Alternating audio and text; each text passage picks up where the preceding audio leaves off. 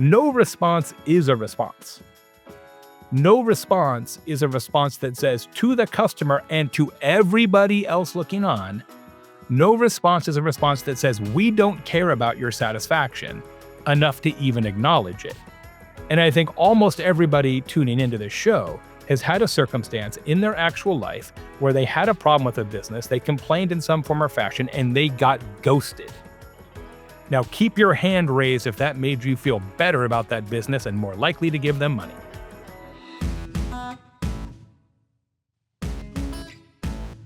Hey there, it's Emily Washkovic, Yelp small business expert. Here on Behind the Review, I interview entrepreneurs and industry leaders to get tips and tricks that can help your small business grow.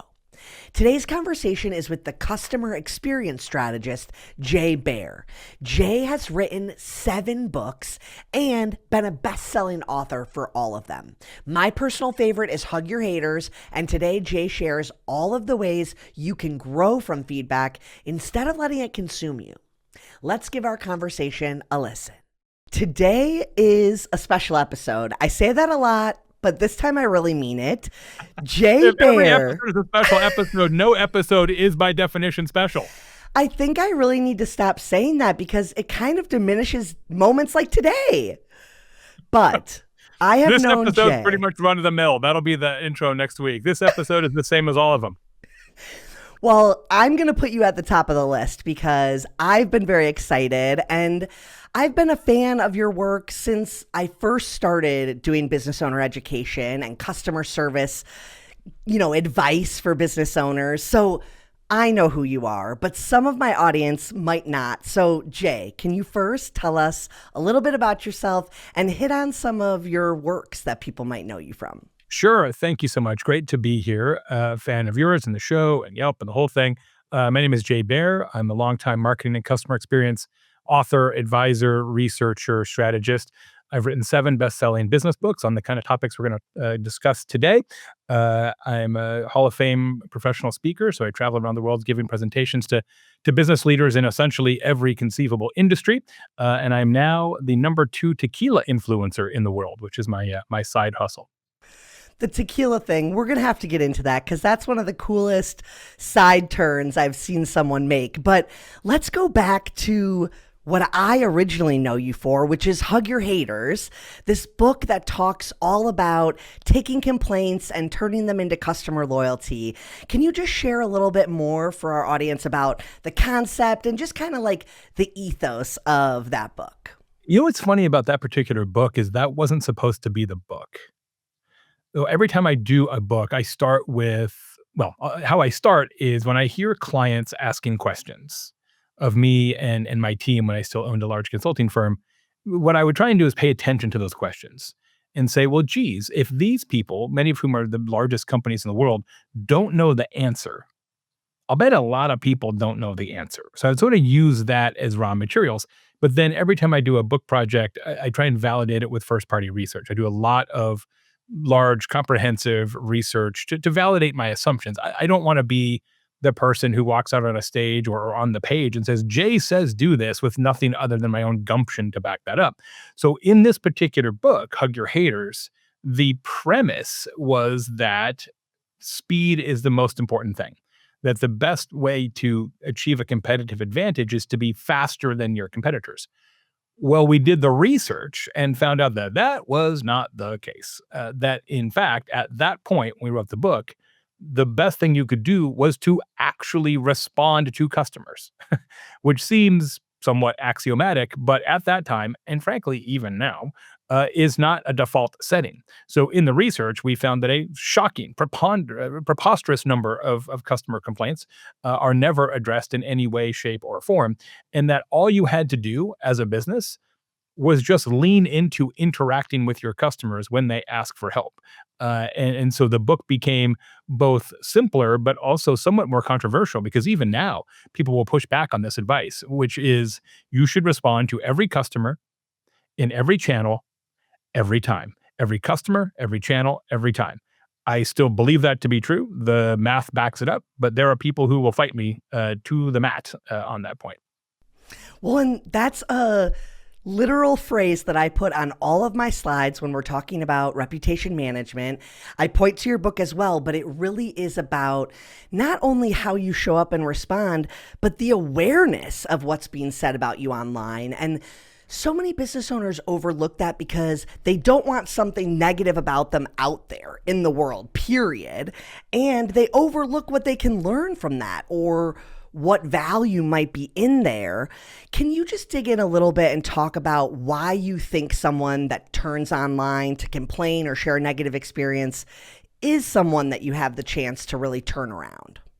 One of the most interesting stats that I refer back to a lot is for every 100 dissatisfied customers, only 5 will complain.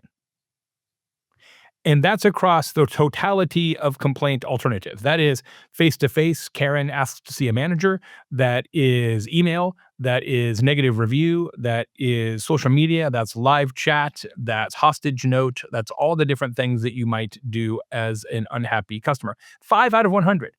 So what that means mathematically is that for every unhappy person that you find, 19 other people likely had a similar problem, but wait for it, didn't care enough about you and your business to spend the time to tell you.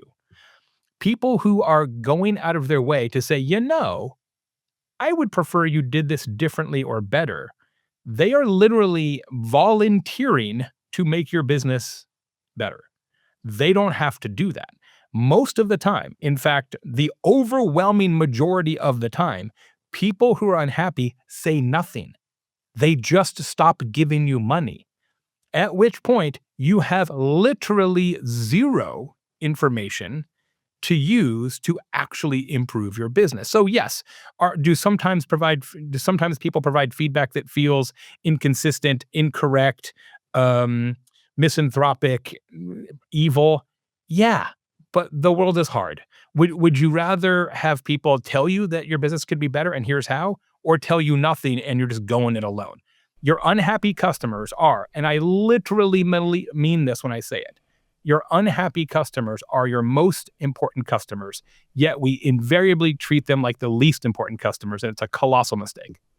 Well, and something I learned from you is when those people aren't telling you that they didn't have a good experience, that doesn't mean they aren't telling other people. So they might be going and telling everyone about how bad it was. They're lighting you up around the fire pit. That's for sure, right? It's just not on record for you. It's invisible to you, which makes it all the more dangerous because you now have no opportunity to not only ameliorate their concerns and maybe take them from negative to neutral or even negative to positive in a best case scenario, but you don't actually even have the data point to say, I guess I didn't realize people had a problem with that. So yeah, they're still talking about you. They just don't know about it. Absolutely. And you and I also have this shared opinion about when you're responding or engaging with a negative review, there's definitely this opportunity to turn that customer around.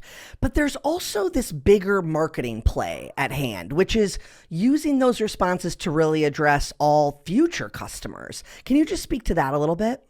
The way we talked about it in the book is that customer service is a spectator sport. You think about it as a one-to-one exchange because somebody's name is on the review or the email or the whatevs. But a bunch of other people are potentially eating popcorn watching how this plays out, especially in a reviews environment. I mean, the data show that people look at 6, 8, 10, 12 reviews before even considering a purchase. Why wouldn't you? It's free market research at your fingertips. And people go and they read older reviews. So yes, of course, they're going to pay attention to what other customers have said about the business at question. But even more important, at least according to my research, is what the business says. Like they'll give the business a pass on a misstep if the owner, general manager, leader says, oh, hey, we're really sorry we didn't get it right that day. We've made a couple of changes. Thanks so much for your feedback. As opposed to silence, silence, silence, silence. Because importantly, no response is a response. No response is a response that says to the customer and to everybody else looking on, no response is a response that says we don't care about your satisfaction enough to even acknowledge it. And I think almost everybody tuning into this show has had a circumstance in their actual life where they had a problem with a business, they complained in some form or fashion, and they got ghosted. Now, keep your hand raised if that made you feel better about that business and more likely to give them money. I mean, you're literally throwing gas on a fire of your own creation when you refuse to acknowledge customer opinions. Absolutely. And to me, it's always coming from a place of they're worried other people are going to see that, right? They want the negative criticism down because they don't want that reflection. And it's like, well, you're overlooking this really huge opportunity that not all customers are going to be satisfied no matter what. And here is how you choose to show up and really engage. I also feel like there's this element of maybe preventing negative criticism online from future customers because they know if they have a problem, they'll bring it to you because you care enough to respond online. You're surely going to do something in person. Absolutely. And the math on this is pretty strong. So we did a lot of research on this and found that based on net promoter score, I think an index that most people are familiar with, your likelihood to be an advocate on behalf of the business. If you respond to a customer complaint, now I'm not saying you fix the problem, you just respond. You haven't made it any better, you just acknowledge there is a shortcoming. On average, the net promoter score increase is between 20 and 40% just by responding, not fixing, just by saying we care enough to acknowledge that maybe you're unhappy. You play that out over time, a 20 to 40% pop on net promoter score among customers who have already expressed dissatisfaction. That's how you prevent customer churn and defection and boost your bottom line. We spend so much time. Look, I come from the world of marketing, right? I was trained as a marketer before I became a customer experience professional. So I get this mentality. But if most businesses spent the kind of time, money, and effort on customer service and customer experience that they spend on sales and marketing, they would be much stronger companies. Absolutely. And point blank, period, end of statement. I think everyone needs to think about that ratio when they look at their small business. The best way to grow your business, I don't care what your business is. I don't care if you sell aquariums. I don't care if you're an attorney. I don't care if you run a cleaning service. I don't care if you're a painter. I don't care what business it is. The best way to grow any business is to stop losing customers. Retain, obtain That's and it. retain, right? That's your math, right? Like, and what's interesting is it works both ways. This is what's so like the genius of this approach is that it works on both. If you address customer dissatisfaction, it will likely keep some of those customers in place because it shows that you care. We're sorry, we'll do better. But because customer service is a spectator sport, all these other people who are in the consideration set, who are thinking about hiring, you're like, wow, even when maybe it's not perfect, these guys still care enough to respond back. They seem awesome. I'm going to give them a chance. So you're not only keeping your current customers, but you're gaining new customers by demonstrating to the world your value system. Absolutely. Let's stay in the same topic and talk about that loyalty. I think it's all about setting expectations and then meeting or exceeding them. Can you just talk about the customer experience and kind of all the opportunities you see in that consumer journey for a business owner to lay the foundation? Yeah, I mean, customer experience, we overcomplicate it. It's so we can sell books primarily. Uh, but customer experience is quite simple. It's just an equation. It's the difference between what customers think will happen and what actually happened. That's it. It's the gap between what they thought and what is real. And that's why the art of customer experience optimization, as we call it in the trade, is really just the art of expectation management. And you can do that two ways. You can either reduce expectations so that you know you can exceed them, or you can allow customers to have expectations, which are always going up, and then just over deliver on that. Both work, and they work better in concert. And people laugh about the first one, but it's true. I mean, if you don't tell customers what to expect, they will expect free and instantaneous all the time, right? So if you're not free and instantaneous, and you're likely not, and it's going to take you 3 days to conjure the estimate or 6 weeks to deliver the custom furniture or whatever the sitch is, you really need to make sure that wherever the customer messaging interaction points are, that you tell them that, because otherwise you're setting yourself up for a whole series of unhappy customers, and you're just doing your job the way you thought it needed to be done. Meanwhile, they thought a totally different thing was going to happen. So managing expectations from the jump is actually really important, and it's something that people don't spend a lot of time thinking about. Yeah. I feel like you're the best storyteller. You always have good examples, whether it's like big brands we all know of or just like a real story that resonates. Can you share with me anything that sticks out from a customer experience, whether it's meeting and exceeding or maybe falling a little short and the learning there? Yeah, I mentioned furniture a second ago because it still hurts my heart. W- During the pandemic, I purchased a custom sofa because that's all the places I was spending time at. That was pretty much sofa or about wasn't the airport. And so we got this custom sofa and this company online, and you can pick out your fabric and your shape and your legs and the stain and the whole jazz, right? Cool. So it says on the website 8 weeks for delivery, and I'm like, yeah, it's a while. It's 2 months, but they got to make it and they got to get it here. I think they were in Texas and I'm in Indiana. I'm like, all right, yeah, they got to put it on a truck, and like, all right, I get it.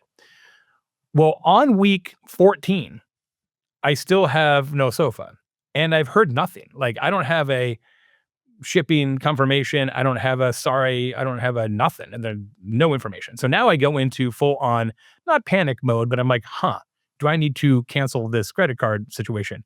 So I'm calling, I'm emailing, I'm live chatting, I'm doing all the things, nothing.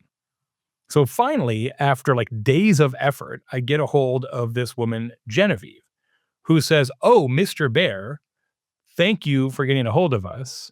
Just wanted to let you know that these sofas are now taking 16 weeks."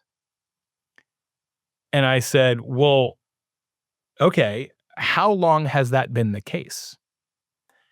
And she said, "A year and a half." To which I said, "Then why does it still say 8 weeks on the website?" And then she said, "Because we don't want people to stop placing orders." Oh no, Yep. Jay. Yep. And I said, "Guess what I do for a living?" Write books and give speeches. You're now a signature case study. Congratulations. I did eventually get this sofa. It's terrific. So, executed on the base promise. But, back in the day, my newest book is all about speed and responsiveness. My newest book is called The Time to Win. And it's actually the book that I thought Hug Your Haters was going to be. But I redid the research 9 or 10 years later, and now speed is the most important thing. So the premise that I had when I wrote Hug Your Haters is now true today, which is why I wrote the book now. Anyway, in that book, I talk about this idea that at one point you could fib to your customers around timelines. Because, like, yeah, it's 8 weeks, 12 weeks, like, it's a matter of weeks, people didn't care as much. But now we treasure and value our time and how we spend it more than ever. And so you can kind of dodge and weave a little bit, with your customers about a number of things, but one thing you can't get messed up is timelines because they just won't tolerate it anymore. Not to just take it to a completely different industry, but to me, it's like the home pro that says they're 24/7 because they want the leads at all hours, but they actually don't want to do the plumbing call at 11 p.m. And it's like, Right. you're really not doing yourself a good service here by saying you're available because any of those leads that you don't truly want, now that's someone who has bad stuff to say about your Yep. business and your Yes. experience. I will say I'm actually doing a home pro event next week, and I will say it's a real opportunity because in my newest book, The Time to Win, we did a whole little research bit on this. Like, will people spend more for instant service? And it turns out, oh, yes, they will. 25% of customers, so 1 in 4, will pay as much as 50% more to not wait. So if you're in home services or really almost any business, you should give what we call a fast pass. Give your customers a fast pass. Not everybody will want it, but those who do want it desperately, and they will pay up for it. you're starting to see this all the time, right? So TSA Pre is just a fast pass. So it's clear it's a better fast pass. Disney has the Lightning Lane, which is just a fast pass. I was at Caesar's Palace recently doing a speech, and I get to Caesar's, and they usually say, "Okay, Mr. Baer, as you remember, check-in time was 4 o'clock. It's now 2 o'clock. Why don't you go to the casino for 2 hours and lose money, and then we'll text you when your room is ready."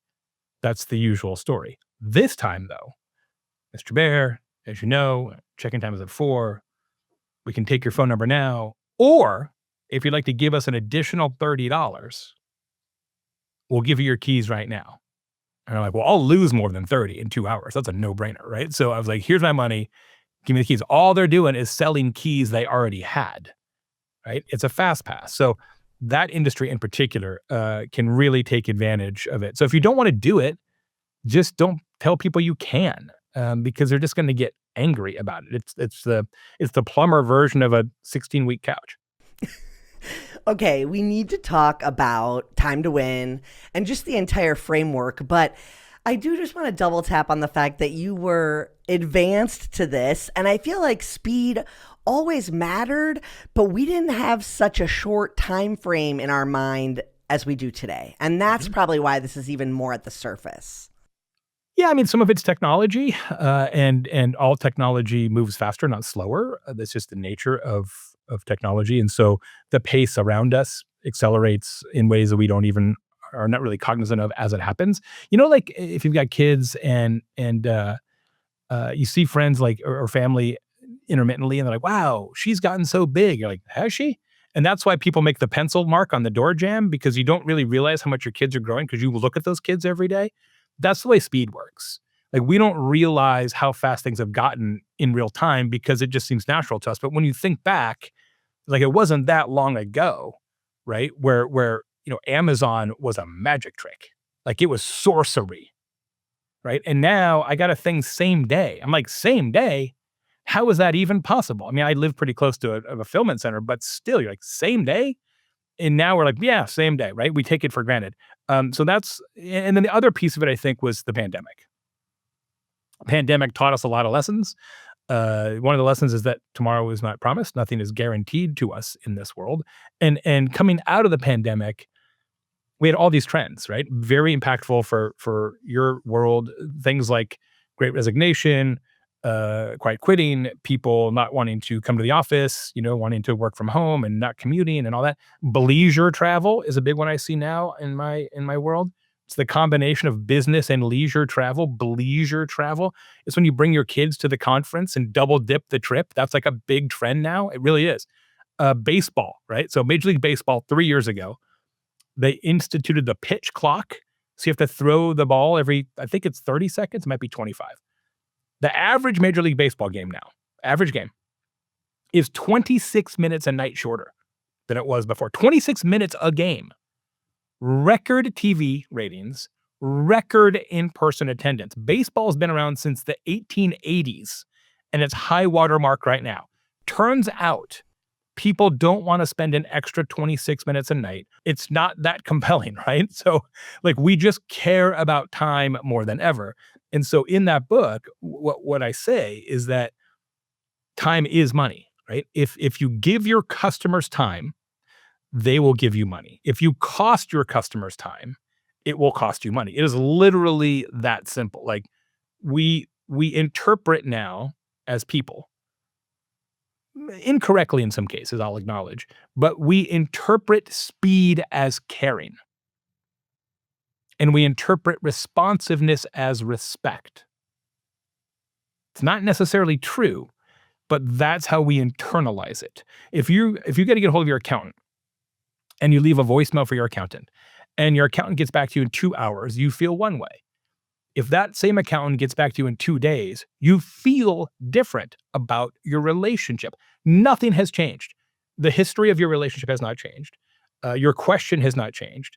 The expertise of your accountant has not changed. Literally nothing has changed other than their ability to exceed, meet, or fall short of your expectations. That's it.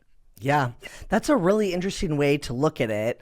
You have this concept of how a small business can get 15% faster in just 90 days. Can you walk me through that?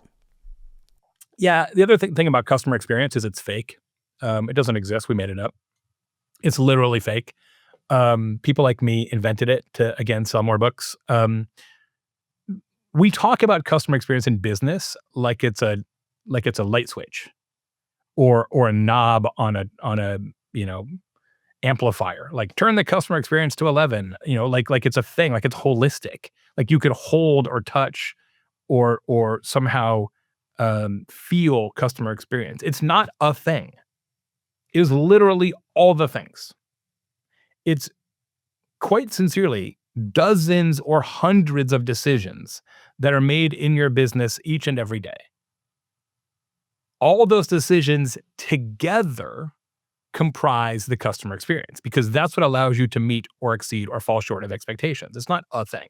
And so when people say, get better at customer experience, that's dumb advice. Because what does that even mean? Like, what am I supposed to do with that advice? Like, I've been doing this for a long time. I've worked with hundreds and hundreds and hundreds of businesses. 0% of them have told me, we don't care about customers. 0%. Somebody's lying. Like it's not mathematically possible, right? So it's not about attitudinal. It's not about do you care about customers? Everybody cares about customers. It's about what are your behaviors and are they customer forward? So the system I use is that the three things that customers care about the most. They care about a lot and expectations are going through the roof. But the three things they care about the most are they want you to be quick, as we talked about. They want you to be clear and they want you to be kind. Quick, clear, and kind. So what I ask businesses to do is find ways that they can stop, start, or change specific behaviors or policies that allow them to be 15% faster in 90 days, 15% more clear or less confusing if you're a pessimist in 90 days, 15% more kind in 90 days. And the 15% is important because it's doable. I'm not going to tell you to be 100% better. You can't do it, you won't do it. And we ask business leaders to do it within 90 days because that forces you to think specific and tactical enough that it's an individualized behavior or policy, not a transformative, let's get better at customer experience initiative, which almost never works. I love that. And it really harks back to every piece of advice I ever hear about goal setting, which is like, make it measurable, make it something that you can action on. And oftentimes you have to break it down even smaller. So I like the way that you approach those various areas and how all of those touch points with the customer have an opportunity to be improved on. So it's not just one thing that you're going to fix. It's really looking at all of those touch points. Let's transition now. We first were talking about reviews in the sense of like a great opportunity, not only to turn that customer around, but also show future customers how you approach your customer service.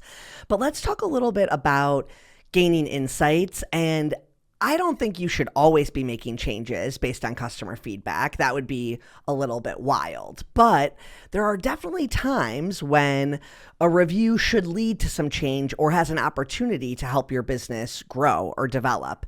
Can you just dig in a little bit, maybe on some tactics and how business owners can more effectively process their reviews and use it to their advantage?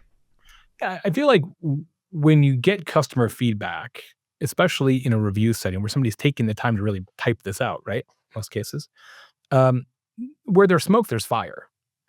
Are there some things that the business and the customer may disagree on about what's expected or what's realistic, et cetera? Of course, but I think ultimately there's very few reviews that are just flat out bogus, right? I mean, I'm sure they exist, but I don't think mathematically that is a commonplace. So it behooves you as a business leader to say, I don't think anybody's just like intentionally lying to us. And especially if you start to see similar feedback from multiple people in multiple places and multiple locations, like, that seems like a pattern, not an isolated incident.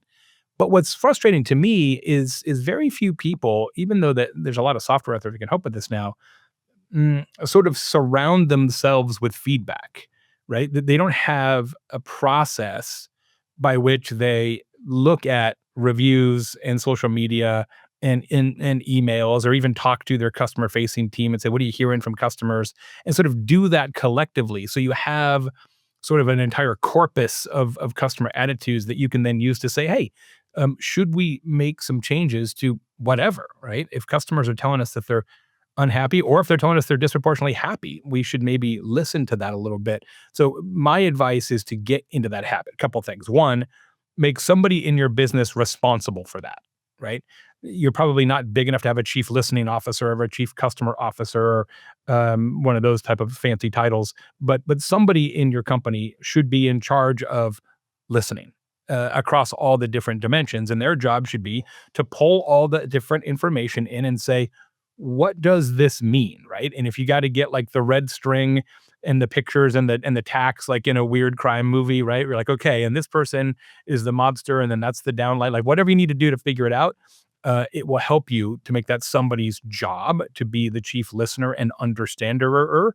And then make sure that if you do make changes to anything based on customer feedback, you make sure customers know that.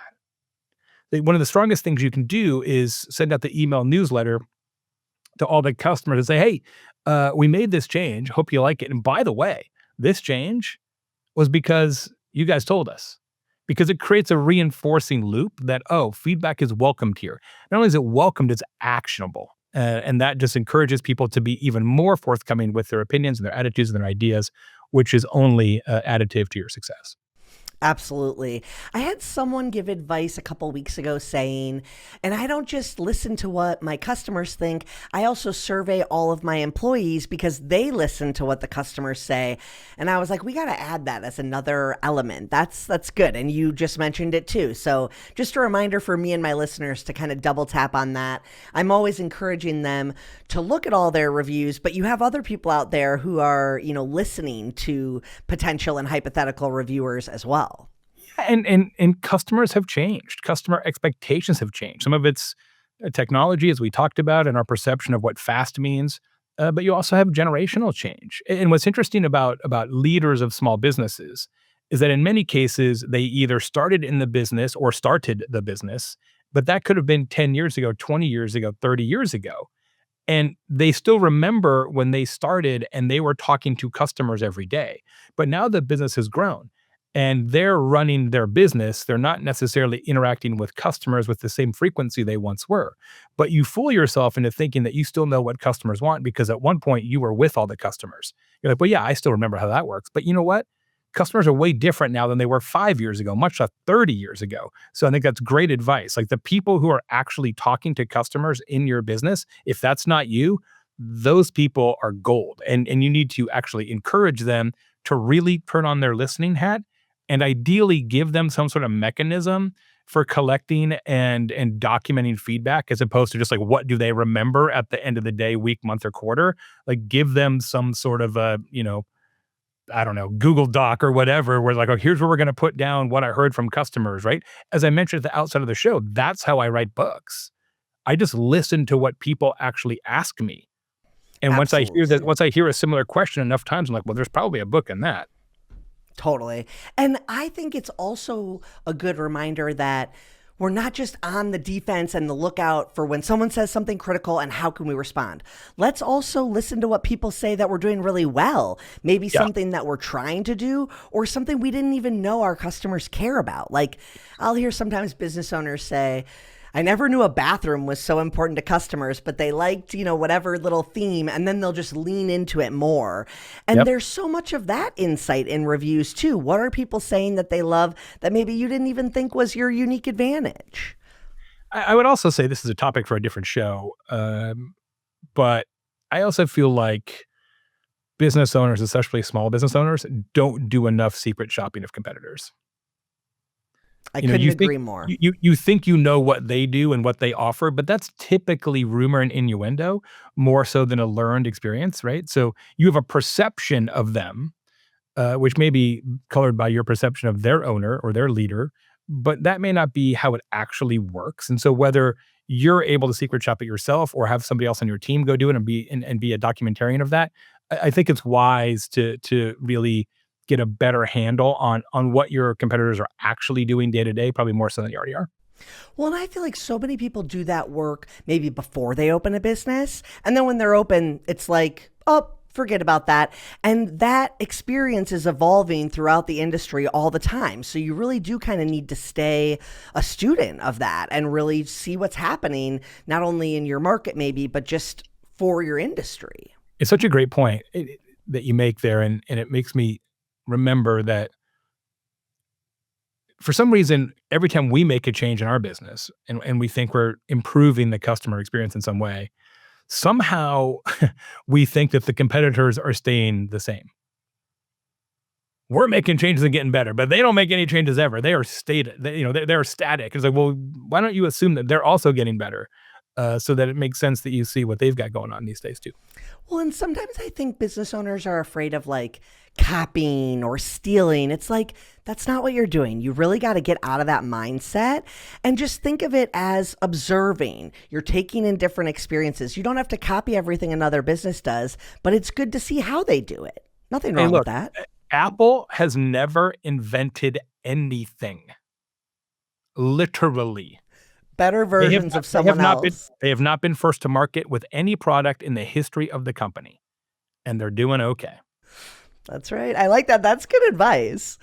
Okay, we're coming to the end. So, some rapid fire questions for you. If you could fix just one mistake that small business owners make when handling feedback, what would it be? Well, it goes back to the thesis of the book, just respond to all the customers. It shouldn't be that hard, but it is. Just answer every customer. Yes, absolutely. Okay, I'm going to ask you one more quick one, and then the last one can't be quick. I'm going to need you to get into it a little bit with me. But what's one customer experience principle you wish every small business followed, but most people don't? I think we talked about it already, which is that your unhappy customers are your most important customers. Yep, I knew you were going to say that. That's why I was like, let's see if we can get them. Same one, Exactly, I believe it. think. Okay, we need to talk about the tequila. We can't stop without talking about the tequila. How has running and being involved in this industry really changed your view of customer experience or customer loyalty? What's interesting about the tequila business is it really reminds me sometimes that businesses are held to a standard that they don't actually have a huge ability to alter, right? So we've talked a lot today about making changes to address customer feedback, et cetera, and all that is true. But a lot of the brands we work with in the tequila space are owned by Americans, but tequila is, of course, only made in Mexico. It's a protected denomination of origin product like champagne, et cetera. So it's made by Mexicans in Mexico. It's shipped across the border by a third party. It goes to an importer, which is a third party. It goes to a distributor, which is a third party. It goes to a retailer, which is a third party. And then it goes to the customer. And so if the customer has any kind of problem anywhere along that chain, they blame the brand, right? And the brand's like, we're just this, we didn't do any of these things. Like, we hired those people kind of, but there's only so much you can do in that whole process. And it's sort of like when somebody is in retail, for example, and they sell, I don't know, televisions, and you get a bad TV, do you go back to the retailer or do you go to Samsung, right? And you get this sort of channel conflict, and it's sort of like the Spider-Man meme where people are like pointing at each other, like they're at fault, right? And I'm sympathetic to small businesses who don't own and operate their entire sort of supply chain in that way. And I've certainly learned that in the tequila business, it can be really difficult. That made me think of third party delivery and the types of businesses that have like parking or valet that's not involved with them. And then they have to deal with all the reviews. And it's like, well, you do kind of need to figure out how you're going to handle it without getting caught in the weeds of that kind of stuff. If you Yes. can't directly impact or change it, you can't waste too much energy on it. But the thing about that scenario is again, if you're keeping track of what customers say, you should be able to notice and document. Like, a lot of people have challenges with the parking lot. It's not our parking lot, but we need to be able to address these parking lot questions quickly, consistently, and empathetically. I was at a hotel just last week, and same situation you described.